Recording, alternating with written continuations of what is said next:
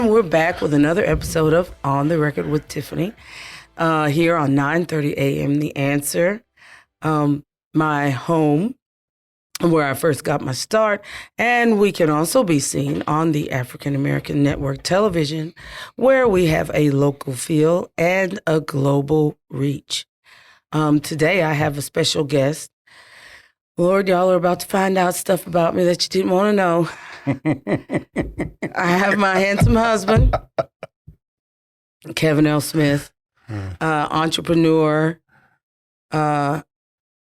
intellectual. Boy, this is really good. I like it. Keep coming.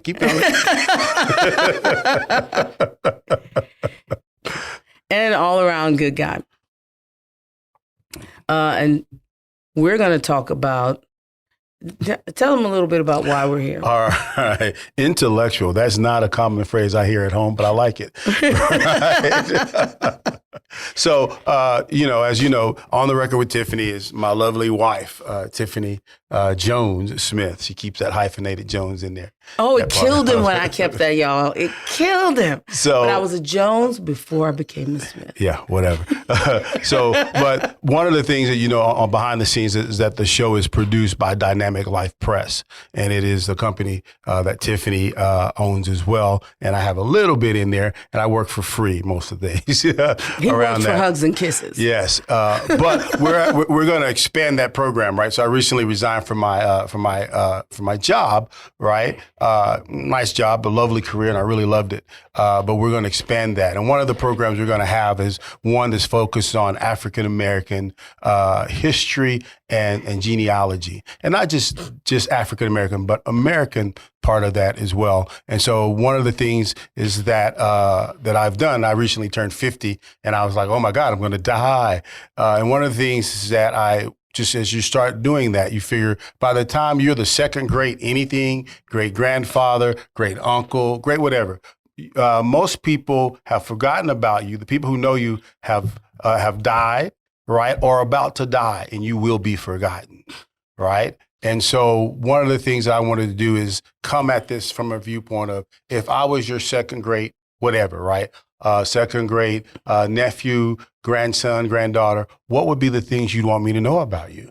And so I've selected a few people in my life, right? So I have in different categories, right? I have a category of women that I would want my great grandchild, great grandnephew to know about in my life. And my wife's one of those people, right? And I don't say that just because I'm married to and I love her a lot, but I say that because she is one of those people I want them to know details about her life. So that's what this interview is about is, hey, I want to know some details, and I want to know some of the whys of why you do what you do, and what are some of the things that you accomplish that the genealogical records may not tell. So that's the point here. And also, so you can get an insight into the why of Tiffany's life as well, in addition to the what she's doing as well. Fair enough? Thank you, babe. Thank you. Isn't it amazing what, cooking a few good meals for a dude will get for you? Look at this. He's on the radio singing my praises. No, it'll get you an overweight husband. That's what it'll get you. Too many good meals. All right. The allergies here in San Antonio are killing me. Okay. So what do you want to know? So you're releasing control of your program. All right. Mr. Smith. All right. So, I want people to get a feel of the person that I know, that me and the girls know at home, right? And because we're there, we get to see you, right? And I think you're an excellent role model for both of our young girls. I see them taking on a lot of your personality, bossiness most of the time. That is. But first of all, tell me about, what do you recall about your childhood? What's the first memory you have as a kid? You weren't expecting that question, were you? My first memory, golly. I think one of my first memories is of playing Little League baseball. You always call it T-ball, but I was the only girl on the team. Why? Because it was all boys at the time.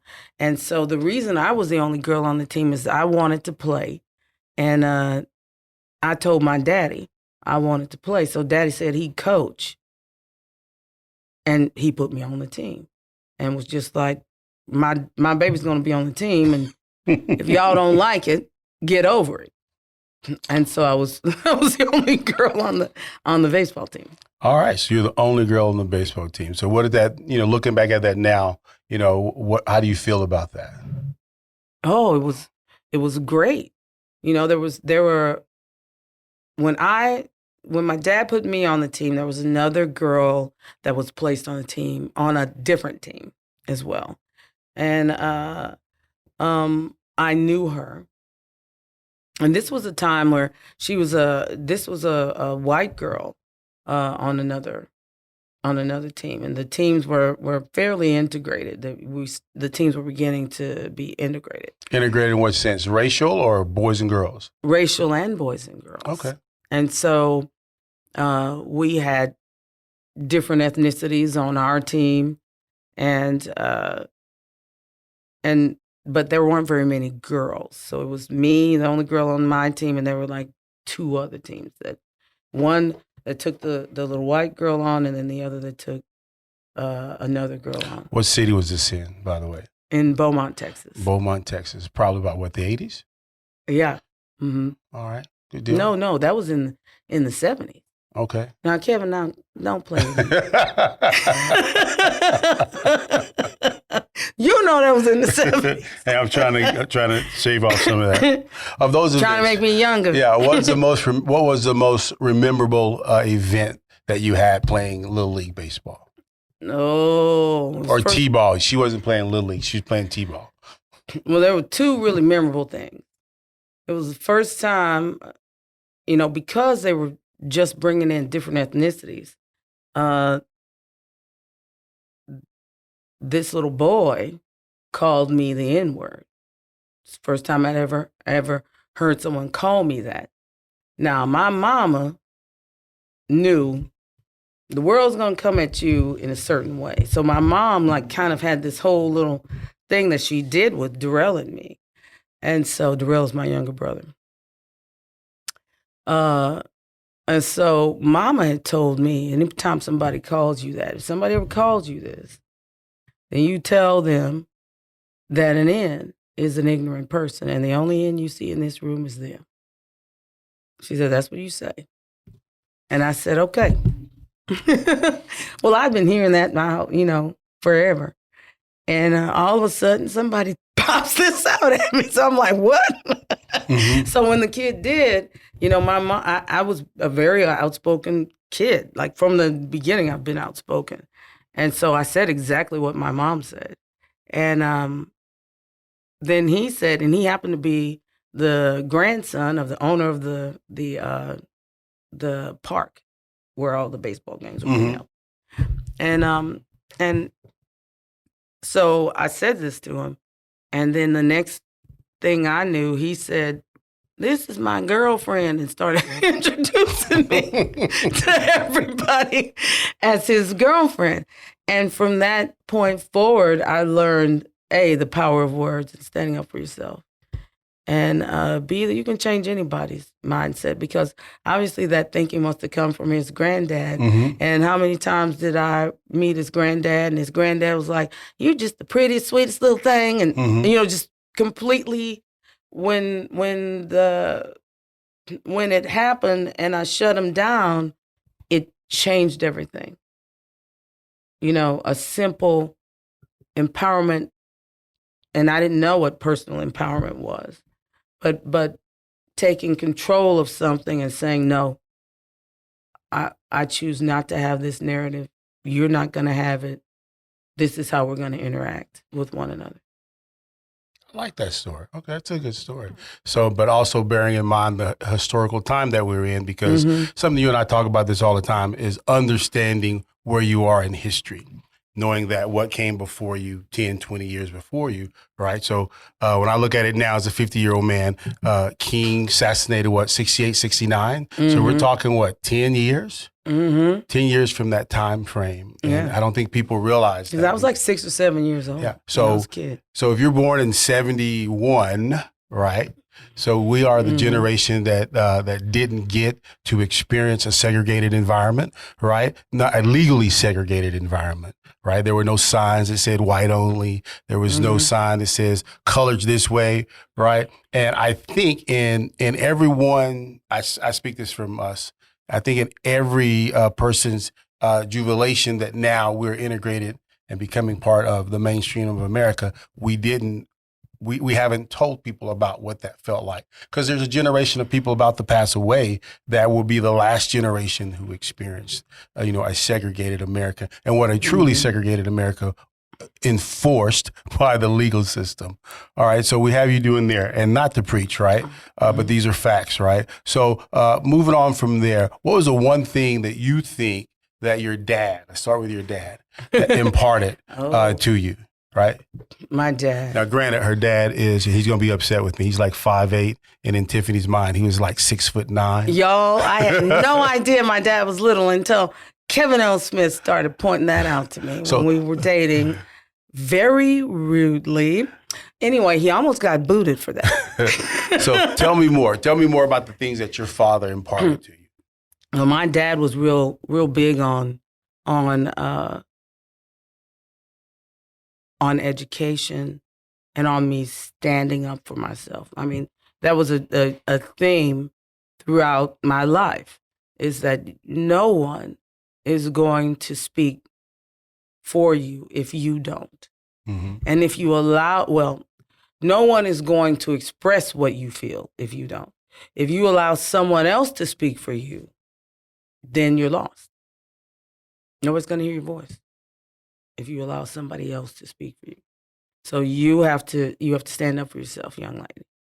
And he really put a lot of emphasis on that. Well, probably when I was 8, 9 years old, crack started moving into the neighborhood. Yes, Tiffany was project adjacent. Yes, right. I lived about 7 streets over from the project. She always says this, right? Yes, it's the truth. And Kevin O. Smith is always like, 7 streets over ain't the projects, and I know that it's not. But we lived in a neighborhood that was like that was transitioning. That was transitioning into, and crack was a terrible. It was terrible what we saw it do to families, to people that we knew literally overnight, just taking over their lives. Well, my dad's, what they were doing, what the dealers were doing, was approaching kids that were leaders and asking them, offering them this drug and offering them riches if they sold this drug. Well, we knew not to do that. Why did you know not to do that? Because Daddy wasn't trying to play with nobody at his house. You didn't do anything like that. You did not sell drugs. You did not engage in illegal activity, because there were too many things you could do with your mind. Now, okay, and this is because I know this story, and I'm trying to get her to bring this story out so understand more of her background, all right? So tell me the encounter that your dad had. I think you got into an altercation with the son of a big time drug dealer. Now, when we say big time, we mean this individual. He wasn't like just a local neighborhood drug dealer, but he actually ended up getting arrested. It was Kanat's son. Kanat, the big drug dealer, got arrested, and he was dealing drugs all up and down the southern and the southern coast of the United States. So there's an altercation between his son and you. His son came over. This is right after Christmas, and his son comes over to our house, and my daddy had gotten my brother and me 2 big wheels. Now, for those of you who don't know what a big wheel is, it was the coolest item of the day. And we had it, it was like the toy of the... Google it. Google big wheels, y'all, because it was good. Okay, so we get these 2 big wheels, and we're excited about it. And I'm spinning out on my big wheel, having a great time, me and my brother. And so they come over, and we think that they're coming over to visit, to be friendly. And they're not, because they've got all this power now in the neighborhood. And people are afraid of them, because if they ask you for something, they want something, they can have it, because they're Kanat's kids. And so they pushed me and Darrell off our big wheel, told us to get off. They were riding them. And so we're just standing off to the side, and they riding my big wheel. What did Ernest Jones say? My daddy opens the screen door because daddy's watching. And he said, "Get over here, young lady." And I said, "Okay." I came over, and he said, "You got two choices today. You either going to fight me or you going to fight these two little individuals." And I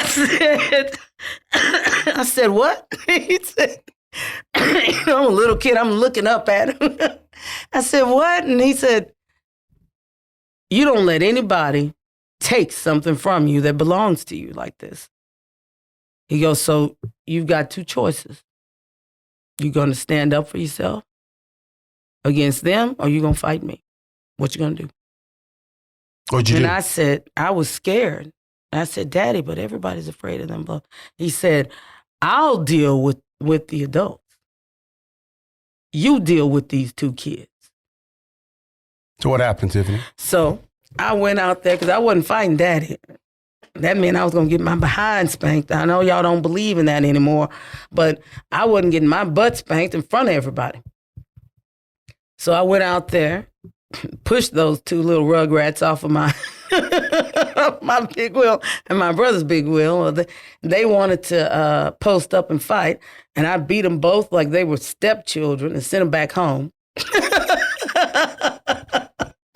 And so Kanat came out. Now this is where... Now this is drug dealer. Now this is where what Daddy was teaching me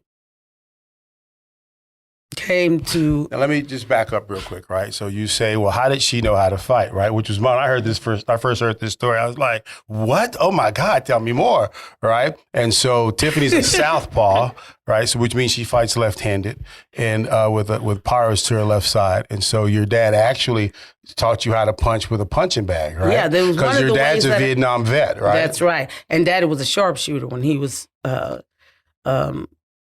in service for the country. Okay. Well, and then also the background is that this guy and your dad had probably grew up as youngsters, right? Mm-hmm. And so I know, Mr. J, you'd be mad at me, but just based on the stories, you're a bit of a ruffian growing up as a kid. And Daddy didn't like that he saw the neighborhood completely declining and deteriorating under this fool bringing in a drug and lying to everybody about it so he could make money, essentially to make money. So there's background for that. Now, what happened? You push these two kids off of the big wheel. She does get into an altercation. She's giving you the edited version of the story. Yes. But she stands up to them and gets in a physical... I'm giving you the radio version. Gives you a physical altercation with these two kiddos. And now they're... Two boys, right? So now their father is coming down, or there's an encounter because she's just beat up two boys, right? So him and his little posse of idiots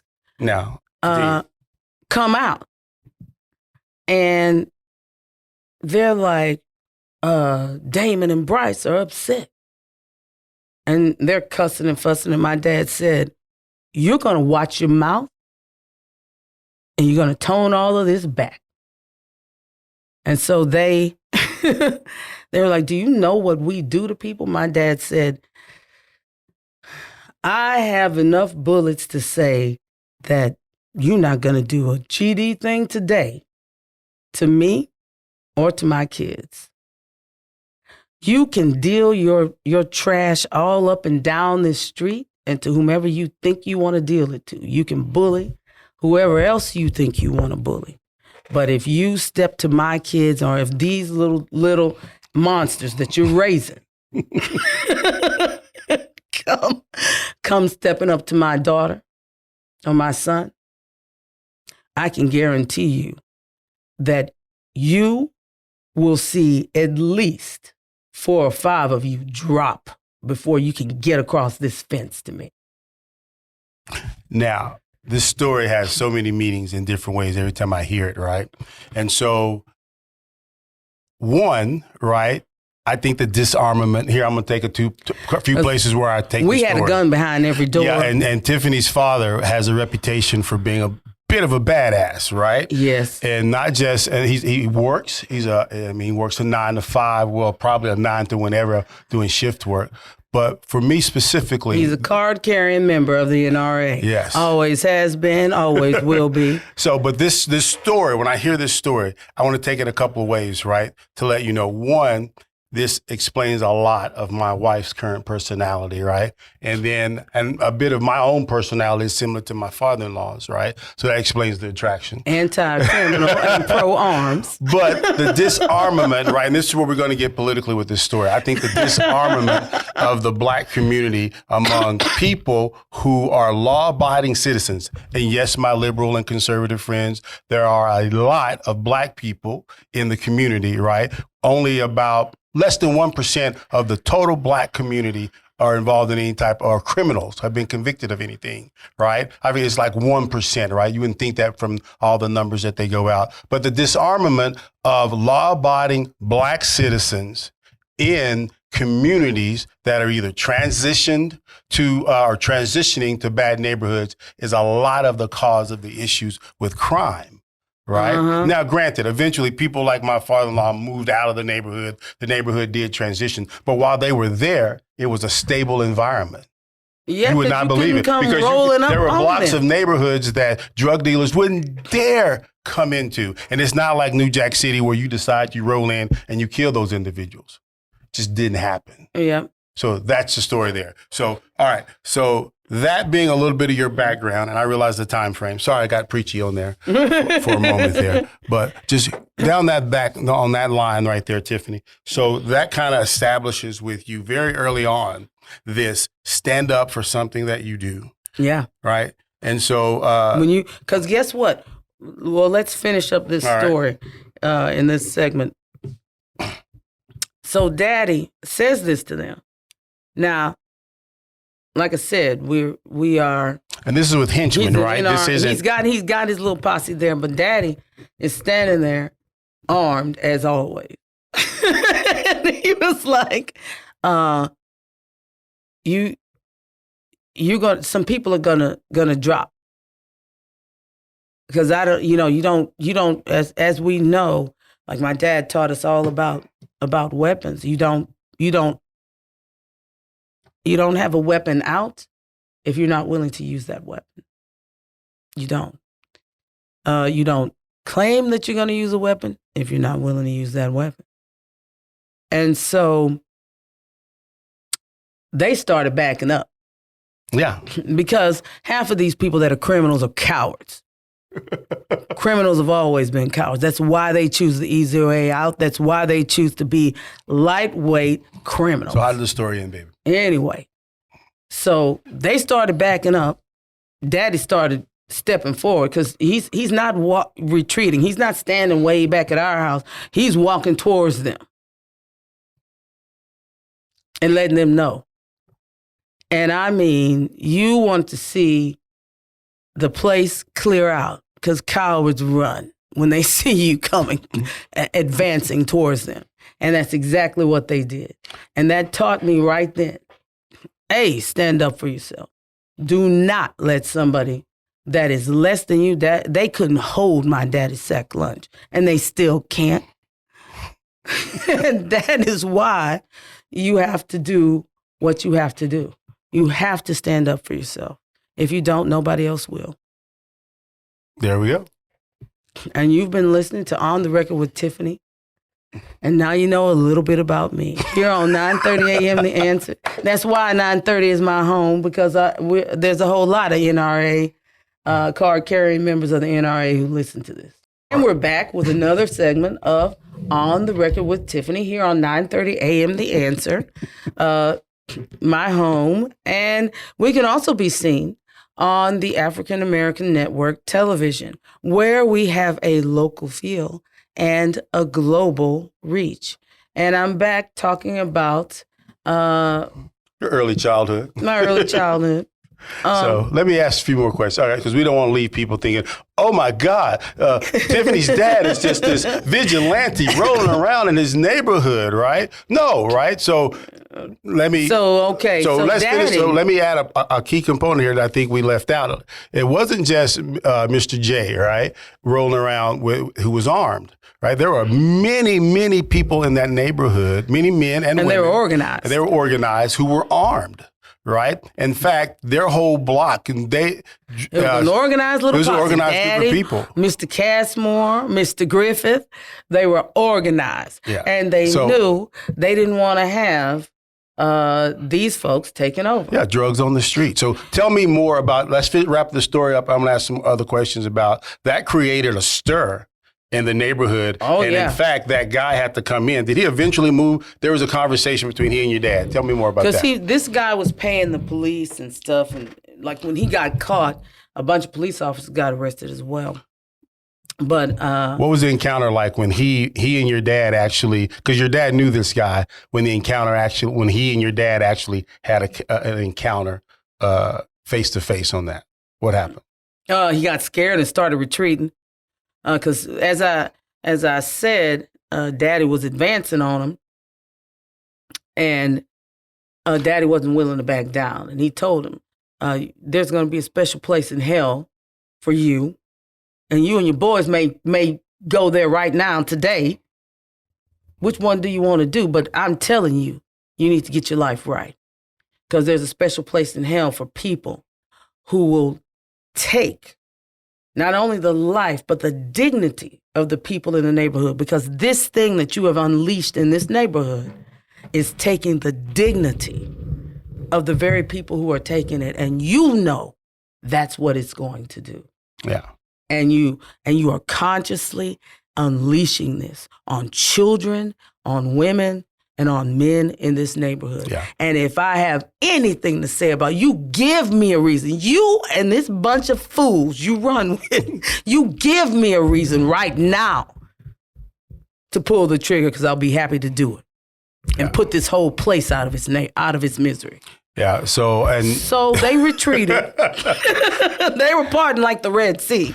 Yeah, and so then the follow-up with that was that there were additional men in the neighborhood who basically came to Mr. J and was like, "Man, you should have waited for us and everything." And so there were armed. That is not a wait for me kind of guy. So for us, and my philosophy is still this long before I met Mr. J and even my wife, was that one of the best things to policing is to have a law-abiding armed citizens in the neighborhood, right? And for us and for me, that stuck with me, because I've had similar situations with my own stepfather at the time, right? But that was a big thing, and I wanted people, and I'd want not just you guys, but I'd want great whatever family members long after we're dead and gone to know that story, to know that the origin of Tiffany's. Hey, you have to stand up for yourself, because if you don't, nobody else will. That's right. Stand up for you. It doesn't have to mean you have to be armed to do that. So I don't even want to take that. Sometimes you do.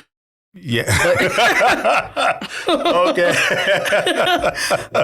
All right. So we do believe that you need to know. Yeah. So we do believe in arms, right? So we have them. They're safely put away for all you liberal people who are a little bit concerned. So there just isn't this single dimension to Tiffany and her thinking and her political thought. So and the statement "guns don't kill people, people kill people." That is a true statement. You have to teach your children about gun safety. You have to practice gun safety. It's not something you don't just go out and buy a bunch of guns. There's shooting ranges, and you learn how to. What's your dream gun, Tiffany? Let people know this. What do you want? What do you want me to be stupid enough to buy you? The dirty, hairy gun. The Magnum. Okay, so but what about the 1911? Isn't that also a favorite gun? I love 1911. So Kevin and I, this is a funny little story. Kevin and I go to a shooting range, and Kevin is like, "Tiffany, we're going in the backwoods to this shooting range." I don't want you making eye contact with anybody and talking because you always make friends everywhere we go. And this place, this particular shooting range is like out in the backwoods. No, this is in Beaumont. We're driving through all these little areas that, people say it's got a lot of white supremacists and all this. And they do. But there's some nice people out there as well. And I'm sitting there going, all right. So we get there, and I'm my usual self. Hey, granted, how y'all doing? Talking. Now, granted, we have about 3 9mm, and this wasn't going to turn into a gun show, but we're here in this vein of thought. So we have 3 9mm. Tiffany has a little 380 that she carries that we have there. And we have about 6, 7 guns. We have enough to have some fun and shoot, and we got a lot of ammo before it became super expensive. Yeah, so we're there, and I've already been given my directive not to make eye contact and talk to anybody. So, and also, I just don't want to have a bunch of questions. I'm there to shoot, not conversate, right? Yeah, the word is converse. It is not converse. That is not a word. Okay, anyway. So, okay, fine. We're there, and I'm trying to listen to the directive, but I look over and see these 2 little old men, and they have a 911. It is not a 911. It is a 1911. See, first of all, in order to get the gun, you got to know what it is. Shut up. They have a 1911, right? So I'm sitting there, and I was like, wow, that looks like, what is that? Now, for those of you in the audience, you know what a 1911 is. But there are some people, our friends and stuff, who've been listening to the show like, well, it's a 1911. I ain't never seen one. It's a huge gun, right? It's huge. It's a big gun. And then she likes it 40 caliber because it fits good in her hands, as she says, right? 45 caliber, sorry. Yeah, that wouldn't work. But, okay. But you strike up the conversation with these 2 guys, right? I'm like, what is that? So the 2 little old men are over there, and I look at them. And they speak to me. So as far as I'm concerned, all bets are off because I did not start off the conversation. They started talking to me. So we start chit-chatting. And anyway, long story short, next thing I know, they offered to let me shoot their guns, and then they offered to let me shoot all their guns. So now, for those of you who've been to a gun range, you always have those a dozen people, right? They have every gun known to man. Yes. They are addicted to it, right? And so these guys brought out, oh my God, every version of a 1911 I think I've ever seen. You have, yes. It was like the greatest thing. And that gun has a huge kickback. Yeah, it has decent, but it's big for me. It's big for me because I'm 5'3". And so I got to shoot. Yeah, we got to do some shooting. It actually turned out to be... It was fun. Fun, right? Because you ever shot a 1911, it's a really cool gun to shot. And we also met two really good individuals, right? Who, based on where we were located, if you just saw this, like, oh man, these guys are probably racist, is all get out. Oh my God. So, or just nuts, So I came with some stereotypes right in my head, right? Your own biases. Yeah, but they turned out to be 2 of the nicest individuals that I think I've ever met at a gun range. I mean, they were older. Which is what I was pointing out to Kevin. And so I try to roll without biases, and I have good times all the time. And that is one of my that's one of my favorite gun ranges because of our encounter with those 2 individuals. Exactly. And whenever we go back to Beaumont, I mean, this gun range was like out in Jasper. Oh yeah, no, it wasn't. It's in Vidor. It was out past Vidor. No, Jasper and Vidor are 2 separate places. But it was somewhere around. Don't go traveling with Tiffany. She'll get you lost. Yeah. Okay. I don't have a sense of direction. It's out the other side of Vidor, right? Which, nationally isn't known for being the most progressive place, but there are a lot of good people. There are a lot of good people there in Vidor, right? So I always compare it to, for my white friends, I say, hey, don't be so stereotypical of black people because when I go to Vidor or I go shooting in that area, right? I don't have that. I have to deal with that stereotype, and I'm giving people the benefit of the doubt. And actually, one of those gentlemen was the guy with all the 1911s was from Vidor. And I was like, oh my God. And he was like, come to the house. You got to try these out. And I got more stuff at the house. Yeah, and he did, right? And believe it or not, we actually went. So this guy was, we had a good time with him, right?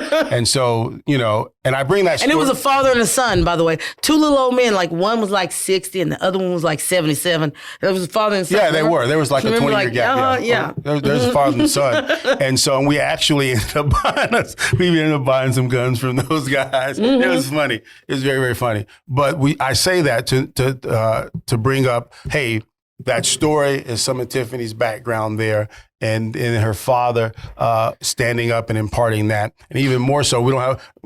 Do we have time to talk about your mom? Your mom and the break-in, right? Which is a funny story to me. But my mom was hilarious because my mom would tell me things like, I was unaware of what the narrative was about African Americans, because my mom was like, she would say, the news is not truthful. Look, here's the news. Do you ever see anybody in our neighborhood doing this? Well, no, before, it's rare. Yeah, it's rare. It was rare. Before crack. I mean, this was before crack. Yeah. But do you ever see anybody, just stealing and pillaging in the neighborhood? You don't really see that. And even after crack, what we saw was children. Children were stealing things in the neighborhood because their parents were hooked on drugs, and they were looking for food and looking for ways to purchase food. So they would steal things like bikes and stuff and try to sell them. Yeah, because a lot of people went to jail, right? Yeah, because their parents would go to jail, and nobody at that time, I don't think that the system was even prepared for what crack would do, like systemically across the board. So people weren't prepared for, when we arrest this person and they have children, where are the children going to go? Yeah, because it just flooded the system. So you quickly. had children, people being arrested, and the children were just at home in the house. No parents present, and the children are trying to figure out how to eat. And you had lights being turned off and water being turned off, and the lights and water company coming in and turning off these things, and the children are still there and still living there. And that was a common occurrence at the time. But yeah, so but yeah, so crack. Anyway, after with the back to the guns. So Mama had kind of given me this different narrative and was like, her mentality was, if a narrative is going to be created, I'm going to give the proper perspective to my kids. And so she told us, okay, these things are not true. Here is you, intellectually, you are smart, but you're going to have to do better. You're going to have to work harder, and you're going to have to achieve more than your white counterparts. Yeah, so because you have to realize too, and I always have to explain this when we make this statement, is that you're talking, we're less than 20 years from a segregated, from my viewpoint, an apartheid-like state, here in the U.S., right? Yeah. Believe it or not, accept it or not, that's true. The facts are there to support that. But even there, though, you still have people, and I bring this up with Tiffany because I want you to see that she is a microcosm of the majority of Black America, if you will, right? That you have people there teaching and instructing their children with American values. American values. Right? That's right. They just happen to be African American, as far as but that. But we're as American as anyone else. Yeah. So let's transition, right? And on that. So she taught us that we needed to be vigilant, and that part of part of our Christian ethos is to be the best we can be. It's not to compete against everyone else, but it is to be the best within the scope of what you are and what your abilities are, to be the best you can be. Yeah. And so I was constantly so my mom, when she saw that I did well with words, then she bought books called the Word Power books. Yeah. I remember coming home and I had the school's homework, which I could do real fast, and I had Mama's homework, which took much longer.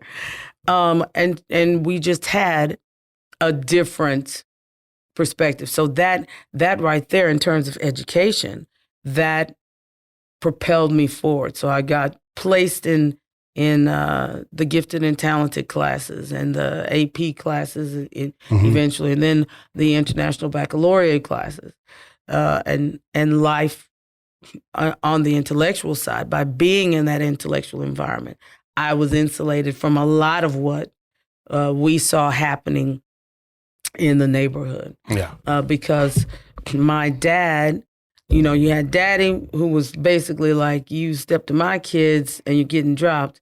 And then you had mama who was making sure that in the classroom and in the academic setting, we were getting a lot of reinforcement of the intellectual values that we had. Well, on the streets, the drug dealers were coming in and offering kids that had good personalities and good standing with the other children the opportunity to sell their drugs.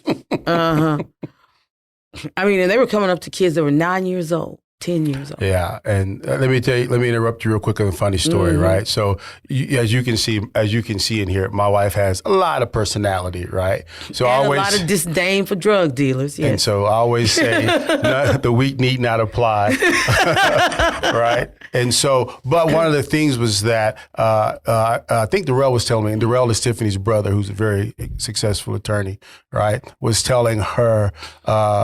So Darrell was telling me the story that these drug dealers were coming up to him because he has a lot of personality as well, right? And then Tiffany came and said, "You better get away from my brother." And she had some interesting things to say. And then this one guy I let him know I would beat them down if they. And this one guy had some interesting things to say back. And then one kid said, "No. That's E. Jones's daughter." And he's crazy. Right. So that's my story on that one. But Tiffany, let's transition because we run out of time here. So right now, fast forward. So this is a little bit of your background, right? And some people go, "Oh man, she was raised in an environment of guns." Yeah, it was a good environment. Yes, I was. Very proud of that. So tell us now, right? So a lot of this, and I could go on because I know more of these stories here. So right now, fast forward, right? You have the radio show, right? And then here, and then also you have you work with Texas Kidney Foundation, and you guys are going through some transitionings, and then also in your own life, you're downsizing some different stuff in your world. So tell me about what's going on there. Well, I'm a very prayerful person, and I really believe that we're all put on this earth to do something, that God has called us to something, each one of us. And when you know what your calling is and what your purpose is, then if you are a Christian, and as am I, then you know that you want to stand before God at the end and hear good and faithful servant. You don't want to stand before God at the end and have everything burning up with hay and stubble. All the Christians listening will know what I'm talking about. Yeah. So I really felt moved to focus in on health and on kidney disease, especially as this pandemic has swept the earth. I mean, if you don't understand Christ and know his power and that he can make everybody be still and be quiet. Look at this pandemic. It swept the earth in no time. And I truly believe that it was the Lord telling us to take stock of what you're doing. So what are why you're doing it? What are some of the projects you're working on and the direction now, that you're taking? So one of the things I took stock on was healthcare access. And actually providing healthcare access. So we have and I felt strongly, through some other people that I was working with, the social venture partners of San Antonio, I got some advice from some of the leadership there that I needed to go smaller. And boy, I didn't want to hear that. I didn't want to hear that, but they were correct. And so what I did was hone down and took all of my resources, the resources that I could gather,